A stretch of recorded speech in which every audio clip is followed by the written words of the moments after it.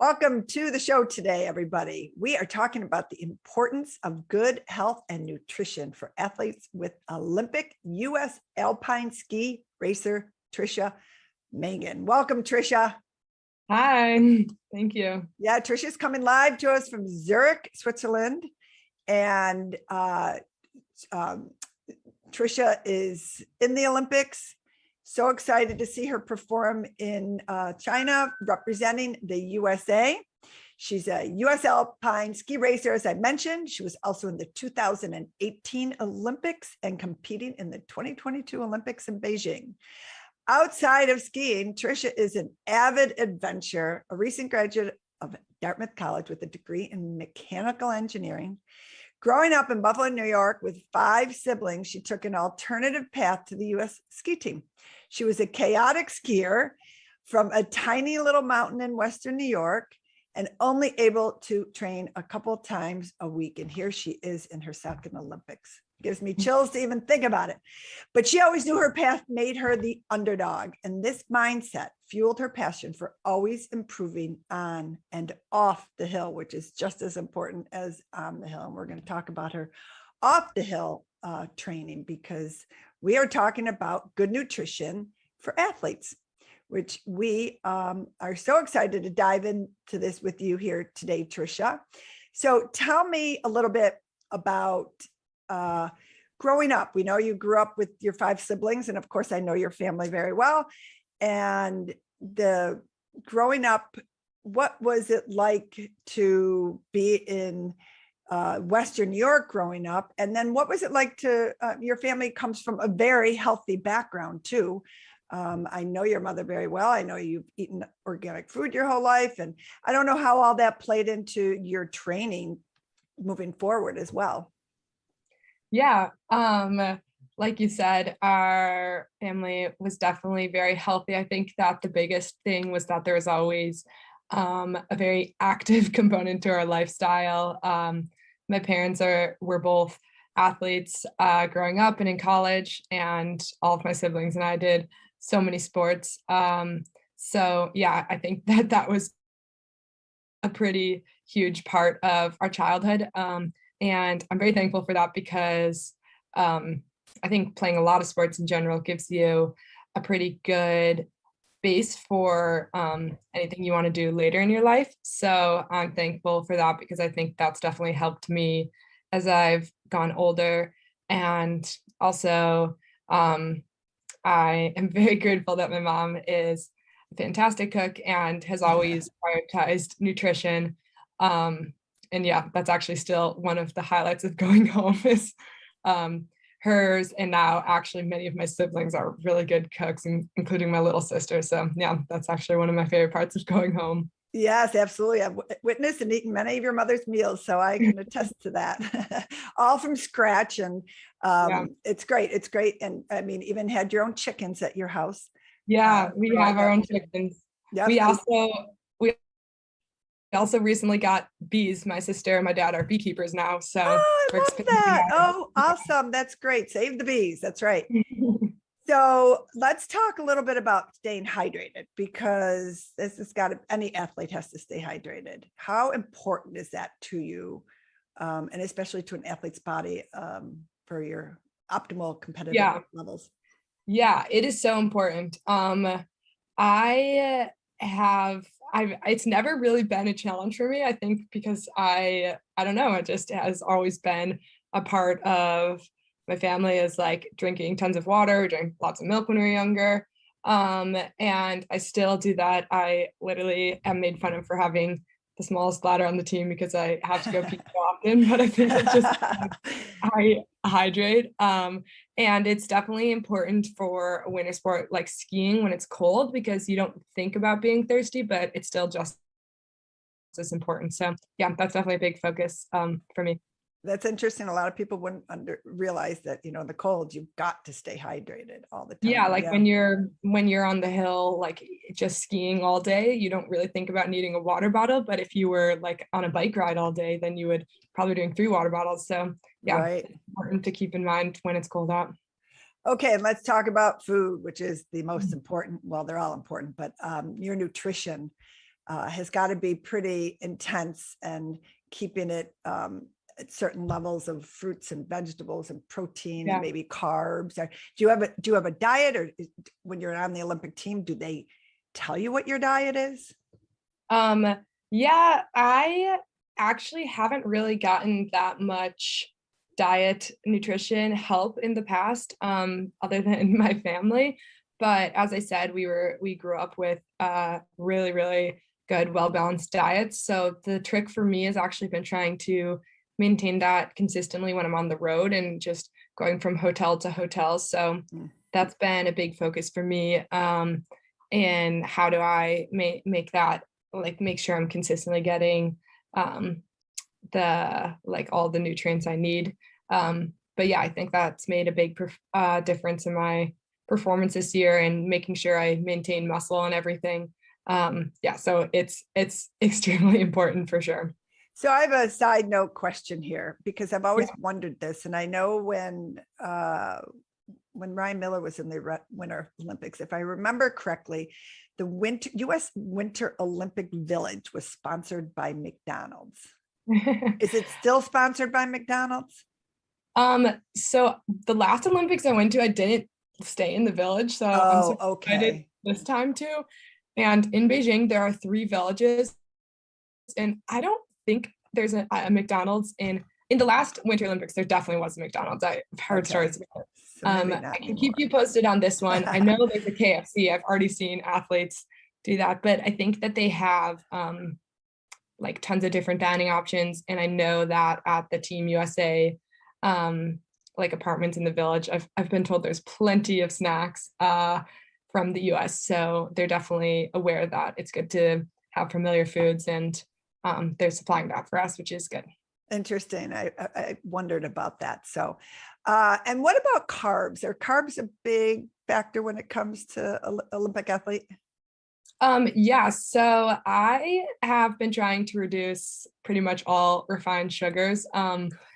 In the winter, I actually do it less than when I'm training really hard for dryland and stuff, because in the winter with stress and it being really cold, I struggle to maintain weight. So I'm a little bit more lenient with like sugar in the winter, but in general, they are very important. And I think that it kind of just, you need to know like what your body is doing and what kind of carbs it might need at what time. So like if I'm gonna have sweets, it's usually before I'm working out, not like before I go to bed or something. Right.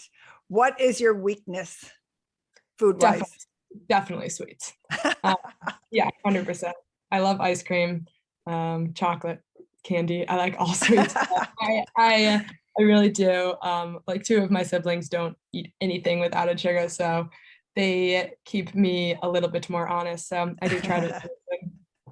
That's so funny. And then do you have a meal before you compete?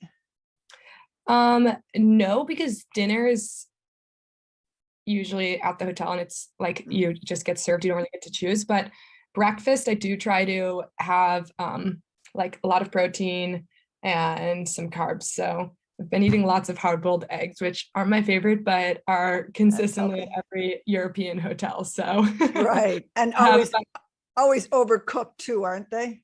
Yeah. I look for the 6-minute ones, but they usually for around 8 minutes, it seems. Yeah, that's what I eat every morning, 1 hard-boiled egg.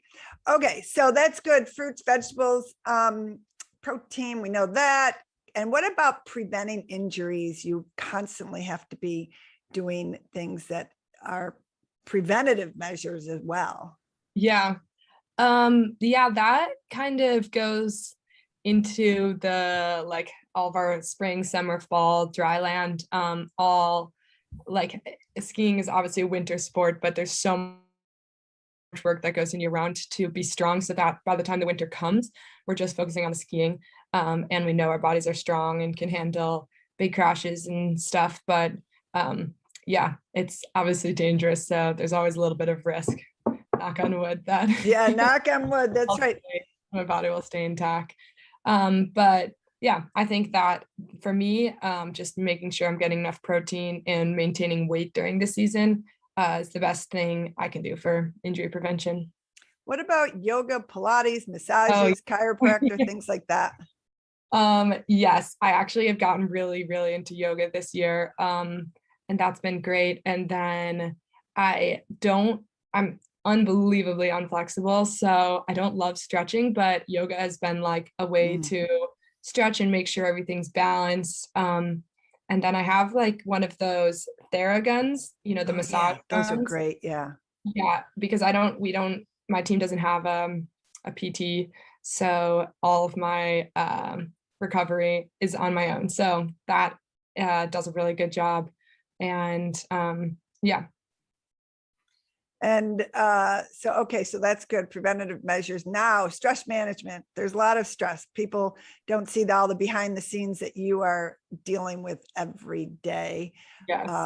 And it's just Yes. intense level of stress all the time. So you've got to be sleeping well and managing these stress triggers. What do you love to do to manage your stress management? Yes, I am so glad you brought that up because it is a huge part, and for so many different reasons. But the biggest one for me is 100% sleep. I am kind of a sleep Nazi. I try to get at least 8 hours a night.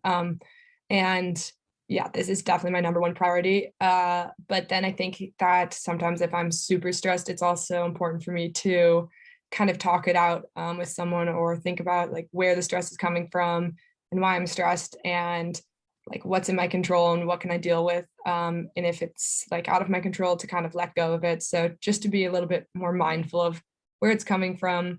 And then some stress is obviously inevitable. So just coming to terms with that and getting a good night's sleep helps a lot. Good night's sleep. What about Yeah. other activities do you like to do Like, when you're yes, I think reading a great book is a good way to take your mind off things. I try to go for a walk outside at least once a day. And I also think that this year I've realized that listening to really, really good music is a great way to like trick your mind into like releasing endorphins and stuff. So those are kind of some of my little hacks. Now we know you're a Buffalo Bills fan. Were you able to watch the games over in Switzerland? Yeah, to be honest, watch the recaps. But every morning I'd wake up and my family group chat would pretty much have a play-by-play. So watching the whole games. Yeah, too bad they're not going to the Super Bowl. But we have Tricia going to the Olympics, and that's our Super Bowl right now. So tell me, is there any other tips, tricks on leading a healthy lifestyle that you want to share? Yeah, I think that there is so much information out there. And like this podcast is so awesome. So I think that people don't realize how much they can help themselves with something like getting a good night's sleep and researching how to do that. Or so I would just always encourage people to kind of take their health into their own hands and look for awesome resources like this podcast, because I think that when you're feeling healthy, at least for me, that's by far when I'm the happiest, and it really does make a big difference. So I would highly encourage everyone to prioritize it. Very, very true. And you're right. We have so much access to healthy information out there, and especially this time of our lives, we need to be healthy as possible. So thanks for sharing that. So let's talk about the Olympics. You will be competing on the 17th. Yes, in the Alpine combined event. Alpine combined. And that would be, we'll probably look for it in your local newspaper, because who knows what time it is over there and what time it will be here. Yeah. And are the weather conditions looking good for you right now? Well, that is 16 days away, so I don't know, but there'll definitely be some wind factors. But again, that is something I can't control, so I'm not stressed about it. Have you ever skied over in Beijing? No, never. I've traveled there once, but in the summer. So actually, none of the athletes have raced there. They usually have Olympic test events, but it was canceled because of COVID last year. So it'll be cool that no one has skied there. Oh, interesting. Okay. And so you have your journey there, I know, has cost you so much money and so much time and so much energy. And I want to share with everybody, if anybody would like to donate towards Tricia's goal, which was the Olympics, to get there, but she still has so many expenses, from training to equipment, and it's intense. It's close to $100,000 of expenses. And we did a fundraiser for her over in the fall, and I know you still have many expenses. So if anybody would like to donate to Tricia's campaign, I guess we'll call it, you can go to her website, which is, help me here, triciamangan.org. Yeah, triciamangan.org. And Okay. then there's a support tab. Yeah, and every donation really helps. Therese helped me a lot with my fundraiser this fall, and it was yeah, just so meaningful to me to see how many people support me. And that's been so yeah, that's just been supportive to me more than just financially, but emotionally this season as well, and has definitely fueled me. It's just so nice to know that there are people that believe in me.